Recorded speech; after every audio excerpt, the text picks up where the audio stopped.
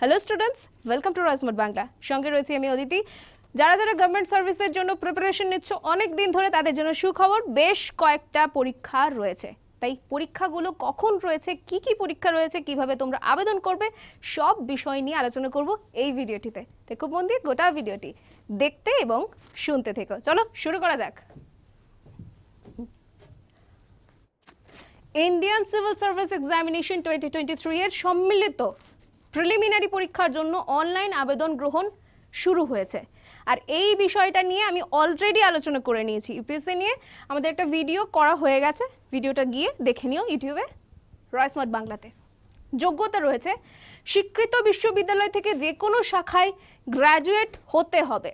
বয়সসীমা রয়েছে 1 আগস্ট 2023 তারিখের মধ্যে ন্যূনতম 21 বছর এবং ঊর্ধ্বসীমা যেটা রয়েছে বয়সের তা হচ্ছে 32। সংরক্ষিত ক্যাটাগরির জন্য যেমনটা ছাড় থাকে তেমন থাকছে। আবেদন কিভাবে করবে, কোথায় গিয়ে করবে? আবেদনের জন্য তোমরা এইভাবে এই ওয়েবসাইটটিতে ঢু মারলেই এখানে গিয়ে আবেদন করতে পারবে। তা হচ্ছে www.upsconline.nic.in অথবা www.upsc.gov.in। এইভাবে কিন্তু তোমরা আবেদনটা করতে পারবে আগামী 21শে ফেব্রুয়ারির মধ্যে। খুব তাড়াতাড়ি, সময় কিন্তু আর একেবারেই নেই। যারা যারা এখনো পর্যন্ত ফর্ম ফিল আপ করোনি কিন্তু পরীক্ষা দেওয়ার জন্য প্রিপারেশন নিচ্ছ, পরীক্ষা দিতে চাইছো, তারা তাড়াতাড়ি যাও এবং ফর্মটা ফিল আপ করে ফেলো। আর ক্লাসের জন্য তো চিন্তার কোনো কারণ নেই, কীভাবে প্রিপারেশন নেবে তার জন্য তো রাইস রয়েছে সবসময় তোমাদের জন্য। ইন্ডিয়ান ফরেস্ট সার্ভিস এক্সামিনেশন 2023 এর প্রিলিমিনারি পরীক্ষার জন্য অনলাইন আবেদন গ্রহণ এটাও শুরু হয়েছে। যোগ্যতা হচ্ছে animal husbandry and veterinary science, বটানি, chemistry, geology, mathematics, physics, statistics and geology, agriculture, ফরেস্ট্রিতে ব্যাচেলার ডিগ্রি অথবা ইঞ্জিনিয়ারিং ডিগ্রি থাকতে হবে। বয়সসীমাটা কি রয়েছে? বয়সসীমা হচ্ছে 1 আগস্ট 2023 নিরিখে যেটা হতে হবে সেটা হচ্ছে যে 21 থেকে 32 বছরের মধ্যে হতে হবে। আবেদন কিভাবে করবে তোমরা? www.upsc.co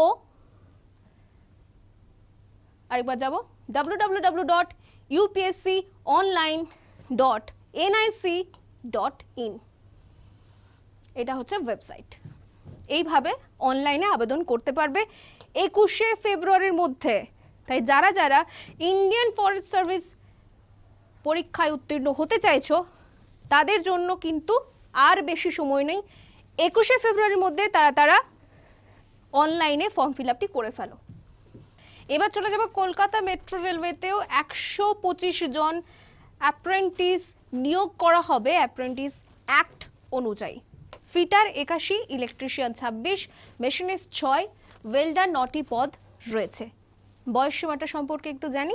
1 জানুয়ারি 2023 তারিখের হিসেবে বয়স হতে হবে 15 থেকে 24 বছরের মধ্যে। আর যোগ্যতা হতে হচ্ছে ন্যূনতম 50% নম্বর নিয়ে ম্যাট্রিকুলেশন সঙ্গে সংশ্লিষ্ট ট্রেডে ইউনিভার্সিটি স্বীকৃত ITI সার্টিফিকেট থাকতে হবে। ওকে, এবং আবেদন কিভাবে করবে? আবেদনের জন্য যে ওয়েবসাইটটি রয়েছে তা হচ্ছে www.apprenticeshipindia.org। এই জায়গাটা খুব মন দিয়ে দেখো। এই ওয়েবসাইটে গেলে তোমরা এই ওয়েবসাইটটির মাধ্যমেই আবেদনপত্রটা জমা করতে পারবে। 6 মার্চ 2023 তারিখ সন্ধে 6টা পর্যন্ত। যারা যারা কলকাতা মেট্রো রেলের জন্য ইন্টারেস্টেড রয়েছে তারা আবেদন করো। 6 মার্চের আগেই করে ফেলো, তবু তোমাদের লাস্ট ডেট যেটা রয়েছে সেটা হচ্ছে 6 মার্চ 2023 সন্ধে 6টা পর্যন্ত। দেখে নাও গোটা পেজটা খুব ভালো করে। ব্যাংক অফ ইন্ডিয়ায় credit officer general banking stream এবং IT অফিসার স্পেশালিস্ট স্ট্রিম পদে 500 জন নিয়োগ করা হতে চলেছে এবং যার জন্য যোগ্যতা লাগবে এই সংশ্লিষ্ট বিভাগে ইঞ্জিনিয়ারিং বা স্নাতকোত্তর। বয়সসীমা হচ্ছে 1 ফেব্রুয়ারি 2023 তারিখের হিসেবে 20 থেকে 29 বছরের মধ্যে। আর আবেদন কিভাবে করবে? আবেদনের ফি দেওয়া যাবে 25শে ফেব্রুয়ারির মধ্যে। আবেদনটা কিভাবে করবে? ওয়েবসাইটটি হচ্ছে www.bankofindia.co.in। এই ওয়েবসাইটটিতে গেলেই তোমরা আবেদনটি করতে পারবে। পুরো পেজটা খুব ভালো করে একবার দেখে নাও।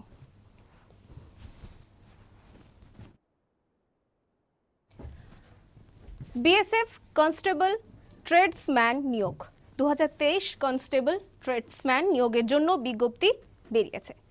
মোট শূন্যপদ যেখানে রয়েছে 1410টি, যার মধ্যে পুরুষ কনস্টেবল হচ্ছে 1343 জন এবং মহিলা কনস্টেবল নেওয়া হবে 67 জন।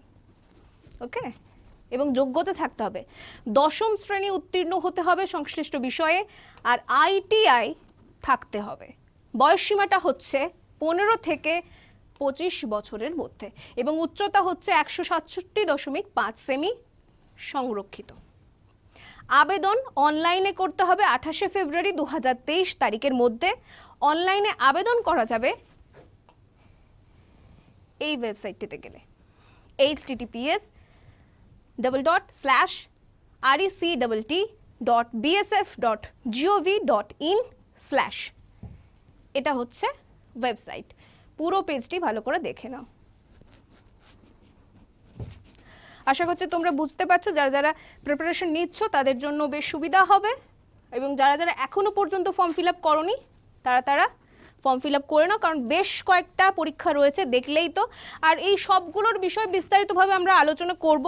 অলরেডি আমরা বেশ কয়েকটা বিষয় আলোচনা করে ফেলেছি, তাই যারা যারা গভর্নমেন্ট সার্ভিস দিতে চলেছো তারা তাড়াতাড়ি যাও, কারণ সময় খুব কম। এর মধ্যে তোমাদের আবেদন করে ফেলতে হবে, এবং প্রিপারেশনের জন্য রায় স্মার্ট বাংলা সবসময় রয়েছে ঠিক তোমাদের সাথে। সঙ্গে থাকো, দেখতে থাকো Roy smart Bangla. Thank you.